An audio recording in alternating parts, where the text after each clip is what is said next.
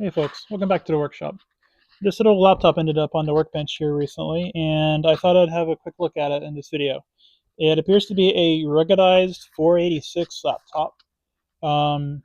So I'm going to power it on, and we'll see if we can get an operating system on it, or if it has one, maybe already, and go from there. So let me turn the camera around and we'll get started. Alright, so this laptop came to me pretty much in the condition that you see it in. You see something interesting already, right? Sears. And if you open it up and see inside, there is a Sears Itronix help desk number. So apparently, this is a ruggedized laptop that was used by Sears, I would say, either doing inventory or some sort of Sears technicians, right? For maintaining their brand their line of equipment. But either way, it's a cool little laptop.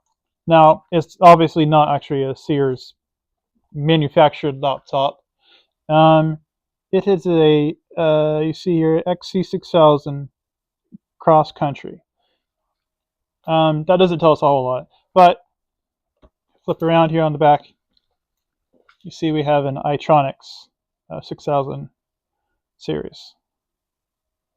So this thing, I would say cast aluminum case, rubber bumpers around the sides and the front, and the LCD screen also has a nice rubber molding around it, and it has this, which appears to be an antenna, question mark.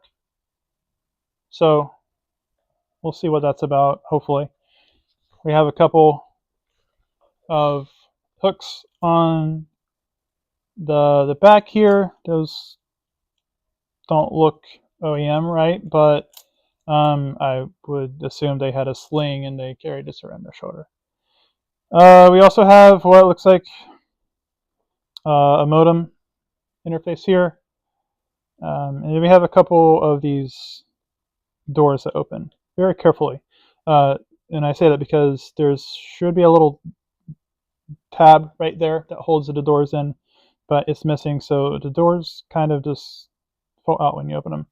We have serial and parallel on this side, and on this side, if you push this down and pull it open, we have what appears to be a PCMCIO slot over here. All right, standard equipment for a laptop. Power adapter. Again, that doesn't really look OEM for the power input, but that might have been repaired at some point. That's about all the interesting features. You do see like there's this slot on the front base here, so I know in like police or sometimes like patrol cars, things like that, they have laptops mounted up so they can be within eyesight of the driver. So this probably would have mounted on something for usability, possibly in a warehouse or in a service vehicle. And then there's also a little notch on the back here. I'm not sure what this is about. You see there's a little opening with 8 contacts. I assume that might have been like a quick charge station, like a charge docking station. You just stop up down on charge, but I'm not sure. But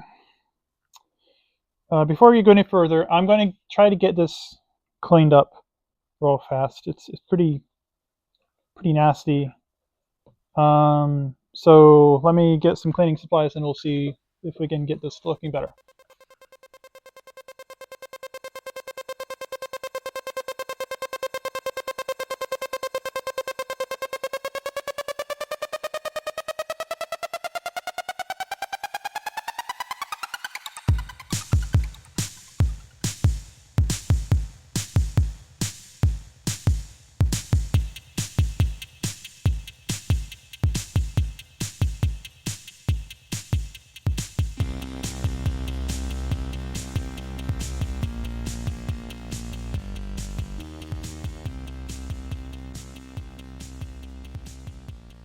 Alright, I think it's looking a little bit better now. It's definitely a lot cleaner.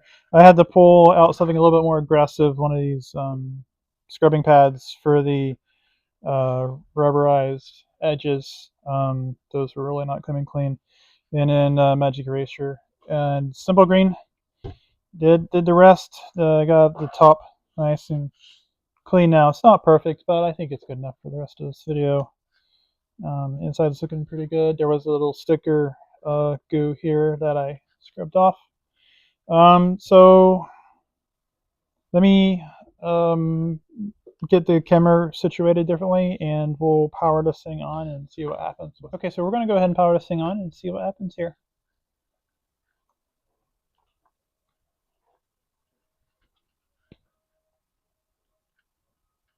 All right, so it did power on as soon as I plugged the power adapter into it.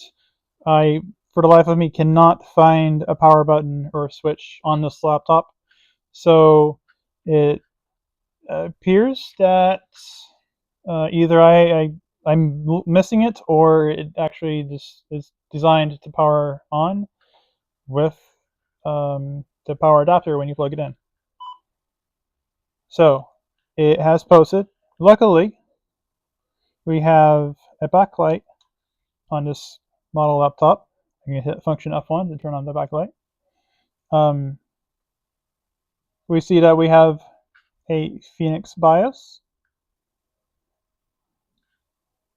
and that we have a TI 486 XXLC2 CPU installed. It's got 640K base memory and about 7 megs extended. So probably a total, right, hovering a little less than 8 megs of memory on this laptop. We also have a Itronix BIOS extension, which apparently has a date code of 1998. It seems a little late for this laptop. And that it does not detect the fixed disk. It doesn't detect the hard drive. So we can hop into F1, or I guess F2 to run the setup utility here. And let me see if I can adjust the contrast here. Here we go.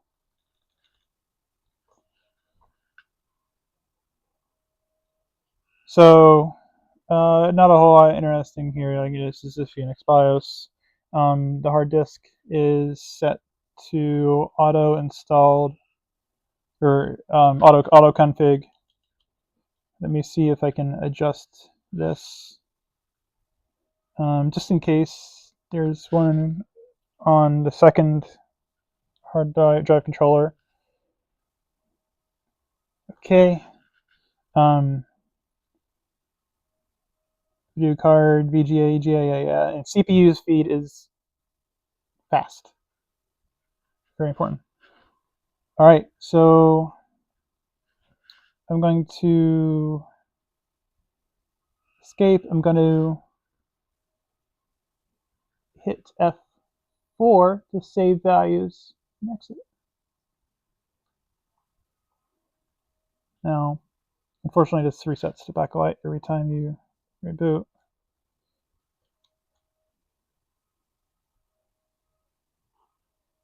And there is a delay of when it will recognize the backlight function key. So bear with me for just a moment.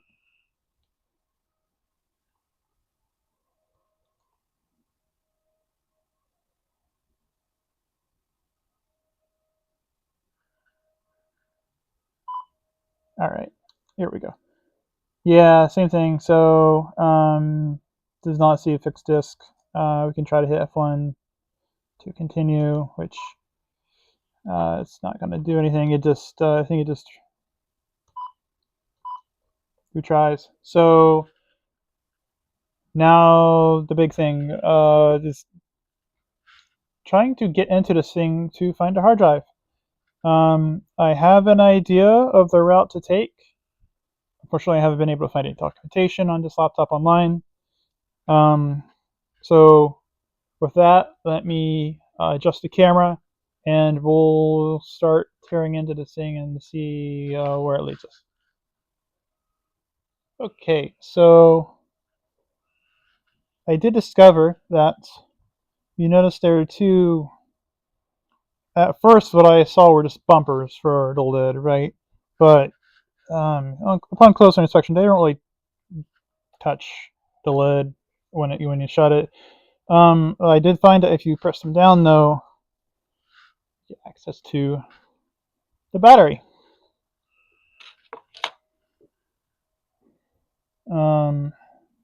Battery, it looks like it's in pretty good shape. It's a 7.2 volts, 1900 milliamp hour. The contacts on the battery look pretty clean. And then we're presented with some screws.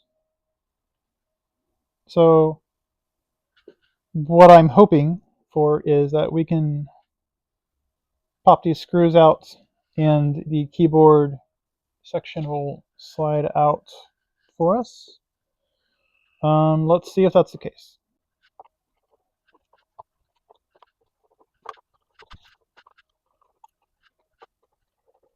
All right, screws are out. Let's see what we get here. Okay, this is pulling up. You can see the front end of this plastic weasel is loose, but still pretty tight back this way. There's definitely something keeping it in. I would like to try to pull it forward, although if I try to pull it forward, it's going to hit the mouse buttons here, or the pointer buttons rather. So I don't think that's our best route. I'm going to just give it a quick test here, just pull it, put some pressure on it, see what happens. No, that is not the correct route. All right, so let's see what options we have here. I don't see any other screws or access points along the top of the laptop. It's possible that there's a hidden pry point for the keyboard somewhere under here. You'd say that's pretty unlikely at this point, though. And if you look underneath the rubber flap here, it's kind of difficult to see much under there. It looks like it's pretty... Oh, unauthorized access stickers. Unauthorized access may affect service agreement. Lovely. And both of those have been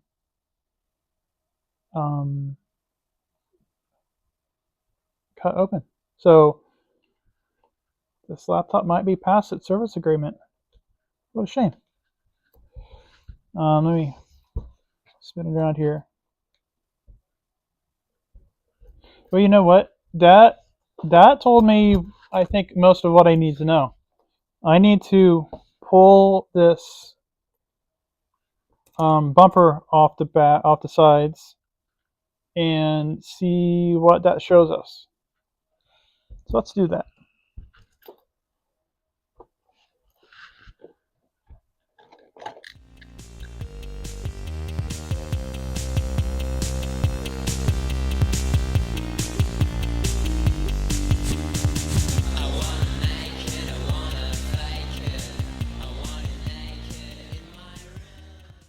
Okay, I think we have enough screws off to pull the bumper.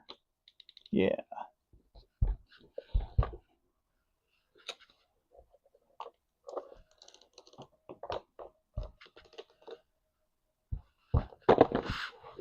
Okay.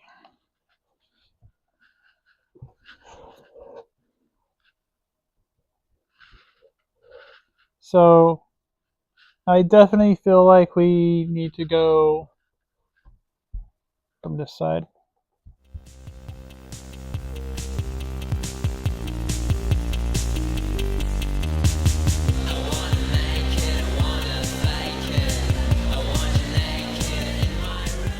Let's see if we can pop this case off.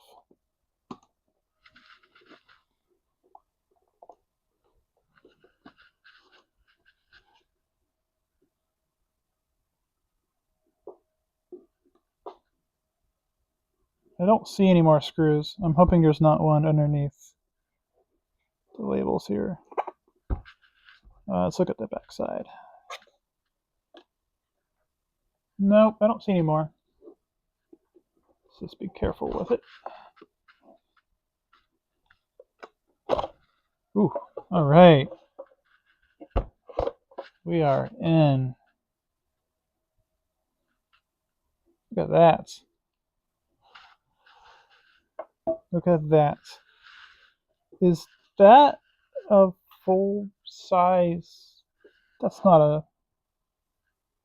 Okay, yeah, it's definitely a 2.5-inch hard drive, right? Right? Let's find out. Okay, so first of all, what do we see here?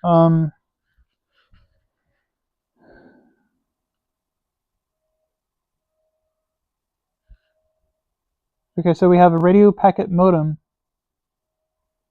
F251B, type RPM 435L. I'm having a hard time reading it. I'll have to go with it. Okay, so we see it's a Motorola Mobitex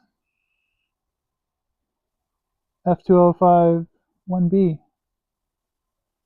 So I'll have to look this up. I don't know anything about that. Is that like an early? Is that like a Sure, it wouldn't be the GSM, but it's a mobile radio, right? Let's see, another connector here for expansion of some sort. I'm going to assume that the CPU is either below the what maybe I assume. So yeah, this is still part of the radio, right? So I assume the CPU is underneath here or on the back side. Maybe it's underneath the hard drive. Top here we see the power input and whatever that 8-pin connector is on the base. This thing. Seeing as how there are 6 wires going to this board, I think it's probably more. Well, I'm not sure, because the power input for the laptop goes through this board and into the main board, which is interesting. But anyways, let's pull the hard drive out and have a look with what we're dealing with that.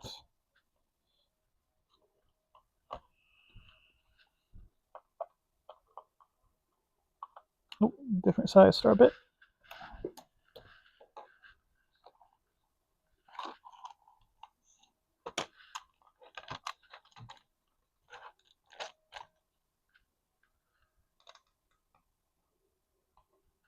T9, apparently. They had to go one size down for the hard drive.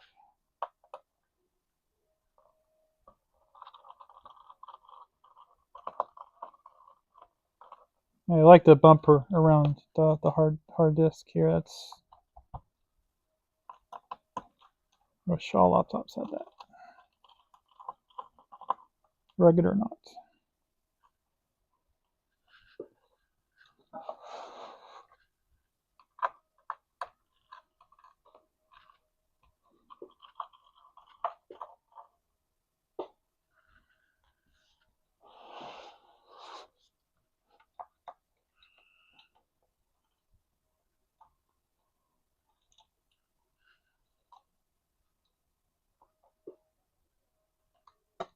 appears to be loose. Let me see if I can. Oh, I probably need to pull the rubber off here. Okay. Oh, here we go. I might not needed to have pulled the whole thing off, but whatever. Okay. Oh yeah, it's just sitting in here. Okay, so what do we have? We have a Fujitsu MHK 2060 AT.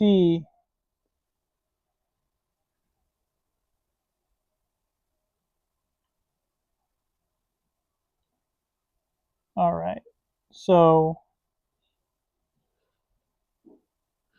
I'm curious if the hard drive is actually dead or if we just need to configure the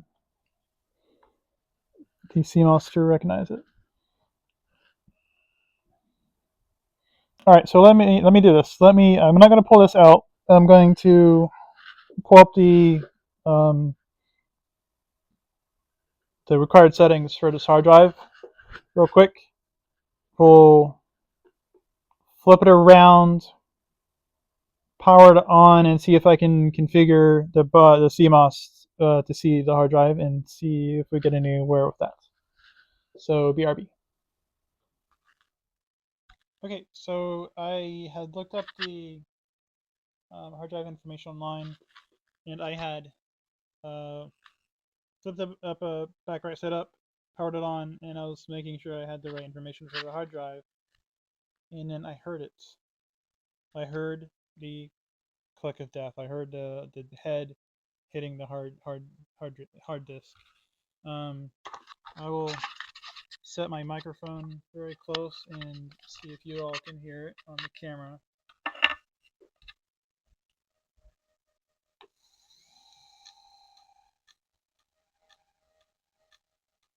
It spins up okay. Sounds good. It's spinning up. And then there's the click. So I'm gonna pull the disk out. There's no use for it being in there. I will hook it up to an external hard disk adapter and see if there's anything I can recover off of it. See if I can, I don't know, shake it, hit it, freeze it, hold it at a 32.5-degree angle to see if I can get it to spin up without the disk head crashing. To see what I can get off of it.